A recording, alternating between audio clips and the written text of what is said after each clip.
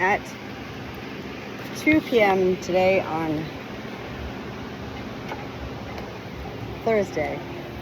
Was it Wednesday or Thursday? Thursday, July the 2nd, 2026.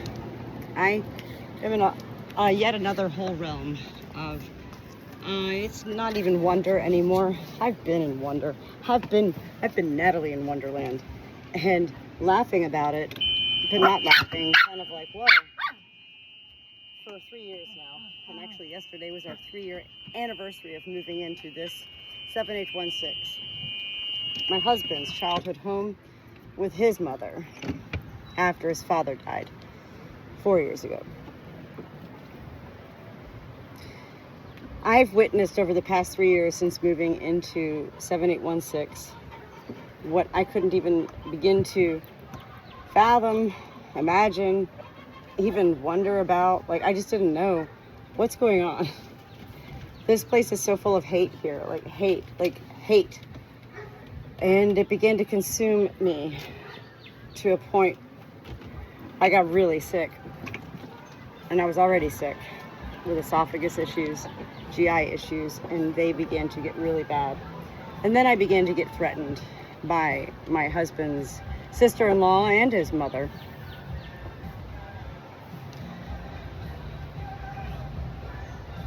They called the police on me for standing up for myself. I mean, this woman was telling me, I know you wish I was dead.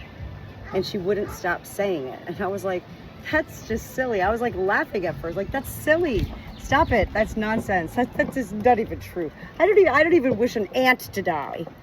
An A-N-T, an ant. Please stop saying that. And I said, you're not being, and she kept going on. I said, you're not being kind. I'm going to walk away. And as I walked away, I went back up and I did my little, and by the way, you're a liar.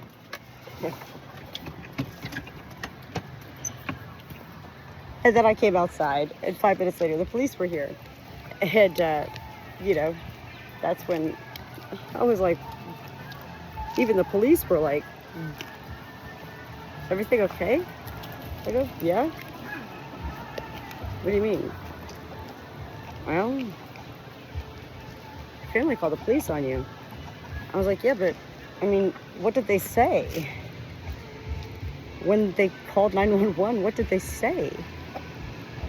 The 2 police officers looked at each other and they just went, domestic issues?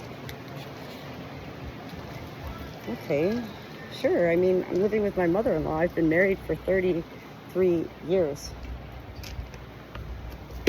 And we had a good marriage. And my husband's father died, and he moved us in with his mother, and it's been,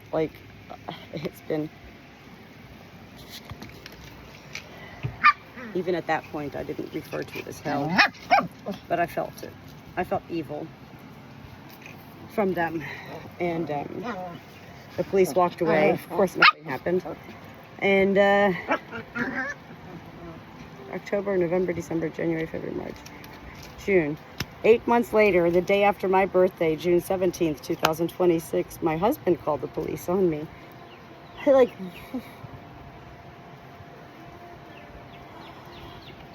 Who's been living upstairs with his mother, who ain't dead yet, but who's been dying for about, 62 years of her 80-some years. A woman with a lot of problems in her life, mental, emotional, psychotic, and untreated. Only treated with Xanax. And I knew that was bizarre for 33 years. I'd never seen anybody take Xanax like Skittles, like candy. Just pop, here's 3, here's 5.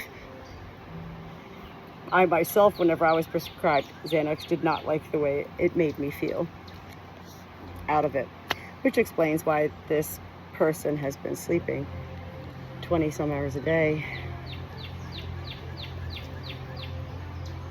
None of it makes sense to me. None of it. And yet, beyond what does make sense from, my own psychological background and understanding of the mental health world of mental illness, me being told I was mentally ill my whole life when it took me until I was 48, and my father-in-law, who died, was the one who was like, as he was dying, shared a moment with me that I'm still trying to embrace. And I'm grateful to be a part now of a study, a forum of such persons who've experienced what's called shared death experiences. And it's really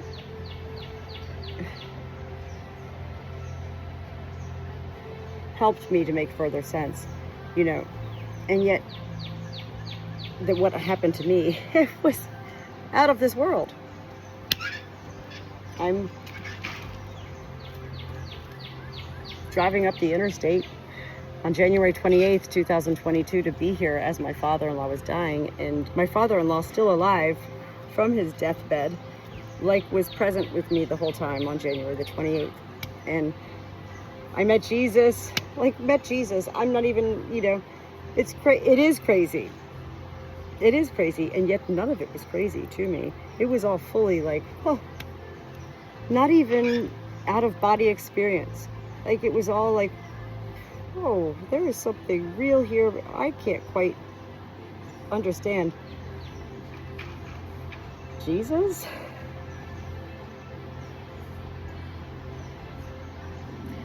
January 28th, 2022, the day I met Jesus with my father-in-law, whose name is JC. Same initials as Jesus Christ. And he was still alive. Jesus?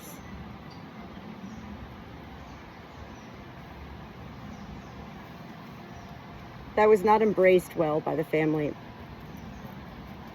when I shared my long journey in the first time in my life, probably 20 years, that I had been traveling a long distance in a car on interstate roads alone, with no dogs, no cats, no animals, no children. It was me, all alone, me. And I mean, everything from the exits that I would randomly take off of these roads, I'd find myself. And yet when I got here and tried to share it all, you know, of course, well, JC was dying. And so they were all in their own realm. And that was totally understandable. And I knew it. Take a step back.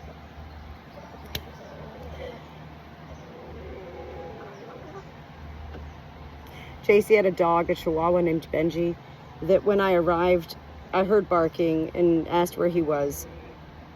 And he was locked in a bathroom.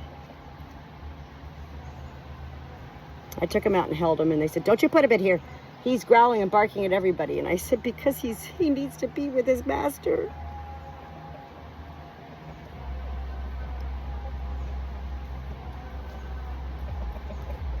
I was so grateful years ago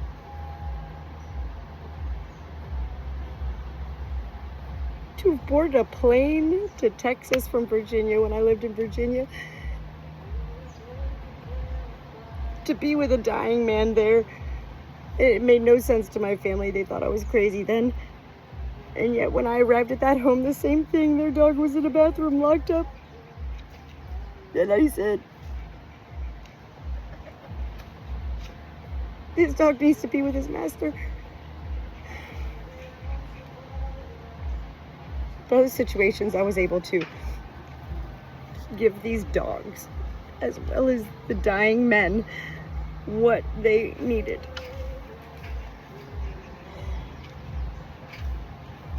Here, on January 28th, 2022, none of that went over well with anybody.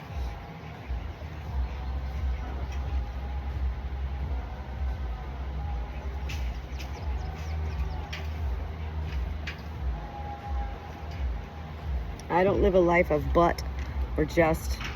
I don't make excuses for, it's not my behavior, my actions. I don't make excuses. And I also don't claim to be anything beyond what I feel I am, which is the Good Shepherd Natalie. And a child of God.